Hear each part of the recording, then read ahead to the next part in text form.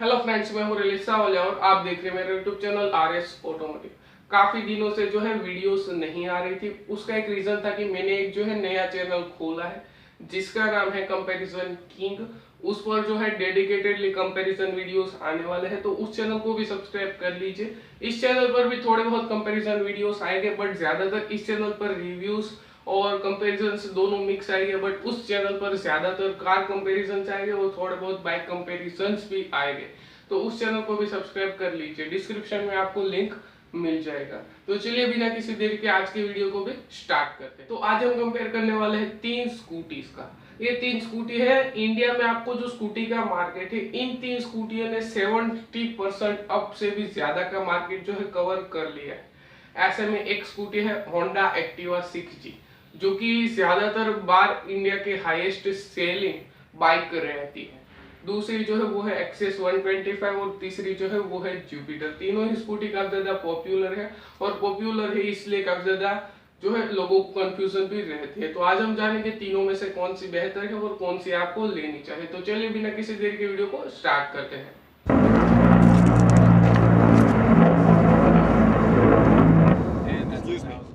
तो सबसे पहले तीनों के ही लुक्स की बात की जाए तो लुक्स का मामला ऐसा है कि ये तीनों ही जो स्कूटियां हैं एक नॉर्मली प्राइस रेंज में आती है, इसलिए ज्यादातर लोग जो है वो मिडिल क्लास लोग इन स्कूटीज को खरीदते हैं। अब मिडिल क्लास लोगों के लिए जो है लुक इतना ज्यादा मैटर नहीं करता। मिडिल क्लास लोगों के लिए, जैसे हम जैसे लोगों के लिए सिर्फ बजट मैटर करता है। बट फिर भी अगर लुक्स की बात की जाए तो मुझे सबसे ज्यादा अच्छा लुक लगा जुपिटर का, क्योंकि एक तो एलॉय व्हील्स के साथ में आती है तो काफी ज्यादा अच्छी दिख रही है, और 12 इंच के टायर्स है, इसलिए टायर्स थोड़े बड़े हैं तो दिखने में काफी ज्यादा गाड़ी अच्छी लगती है।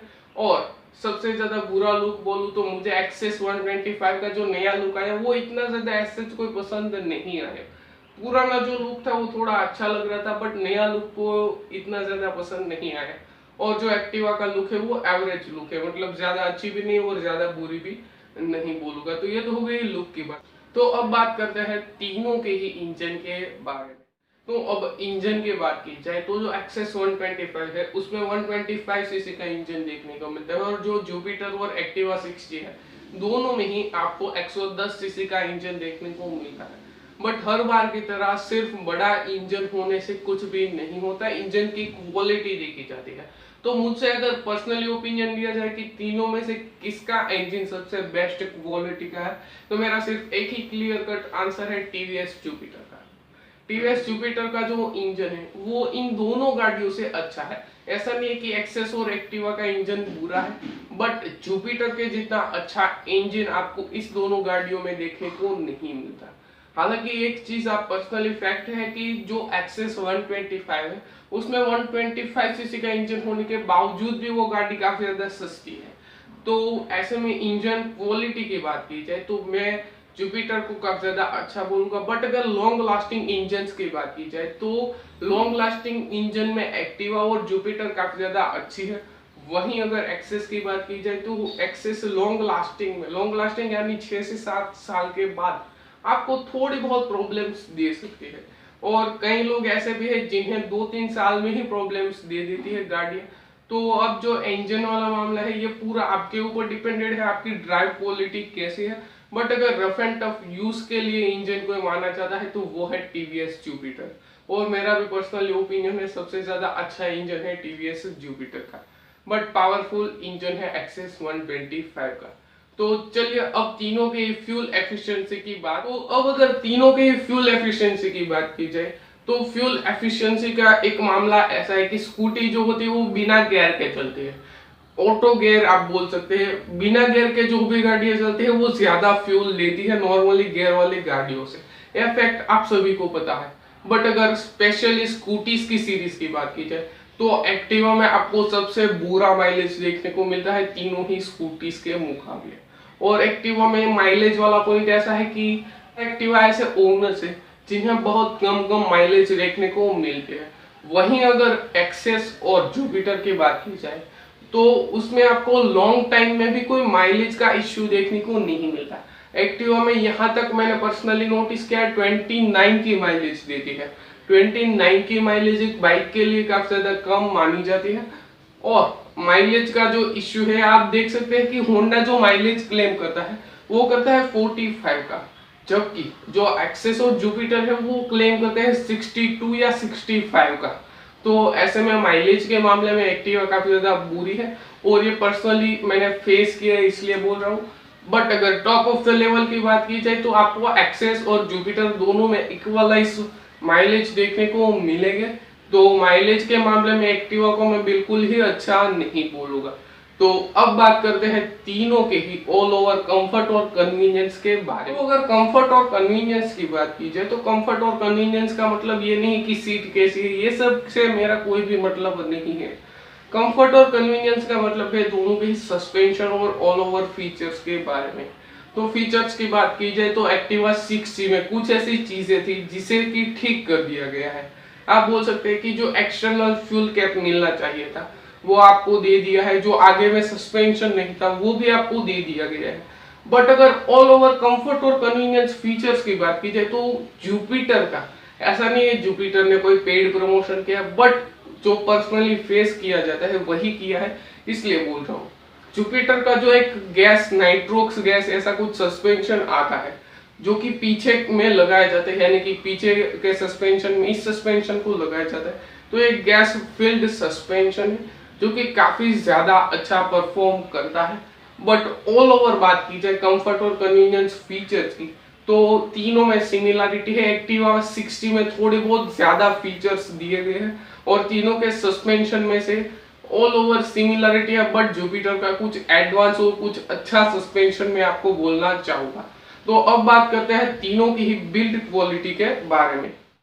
तो अगर तीनों की बिल्ड क्वालिटी की बात की जाए तो अगर बाहर से बिल्ड क्वालिटी की बात की जाए तो तीनों की बिल्ड क्वालिटी ऑलमोस्ट सेम है। ऐसे में कोई भी ऐसा नहीं कि किसी में टॉप ऑफ द लेवल है, किसी में नॉर्मल बिल्ड क्वालिटी। तीनों में ऑल ओवर सेम ही आपको बिल्ड क्वालिटी देखने को मिल जाती है। काफी अच्छी बिल्ड है। आपको जिस प्राइस रेंज के हिसाब से गाड़ियां आती है उस प्राइस रेंज में आपको काफी अच्छी बिल्ड देखने को मिल जाती है। बट एक जो पर्सनली एक्टिवा के साथ एक जो इश्यू है वो है उसके प्लास्टिक पार्ट्स के साथ में। अब प्लास्टिक पार्ट से मेरा मतलब है फुटबोर्ड या फिर जो डैशबोर्ड आता है या फिर पीछे जो बहुत जो प्लास्टिक पार्ट्स आते हैं उसके साथ में एक दिक्कत है कि वो पूरे व्हाइट हो जाते हैं। व्हाइट का मतलब है अगर 2-3 साल बीतने के बाद वो जो पूरा डैशबोर्ड है वो पूरा व्हाइट हो जाता है, वो काला रंग जो है उसमें से उड़ जाता है। तो अब ये जो चीज है वो एक्टिवा 5G तक आ रही थी। एक्टिवा 5G के भी कई ऐसे ओनर्स है जिनका डैशबोर्ड व्हाइट हो चुका है। तो अब यहीं अगर जुपिटर की बात की जाए तो जुपिटर में एज सच आपको डैशबोर्ड या प्लास्टिक पार्ट्स में कोई भी फर्क देखने को नहीं मिलता। जैसे नहीं लाए थे वैसे ही डैशबोर्ड उसका रहता है। तो ये जो प्लास्टिक पार्ट्स के साथ में जो दिक्कत आती है ये पर्सनली एक्टिवा में ही आपको ये प्रॉब्लम देखने को मिल जाता है।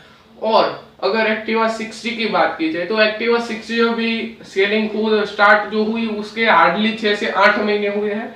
तो 6 से 8 महीने में तो कोई ऐसा डिफरेंस देखने को नहीं मिलता। बट अगर 2-3 साल बाद आपको जो डिफरेंस देखने को मिल सकता है उसके लिए कोई भी श्योरिटी नहीं है। बट होंडा ऐसा कह रहा है कि पिछली बार से ज्यादा अच्छी क्वालिटी जो है यूज की गई है।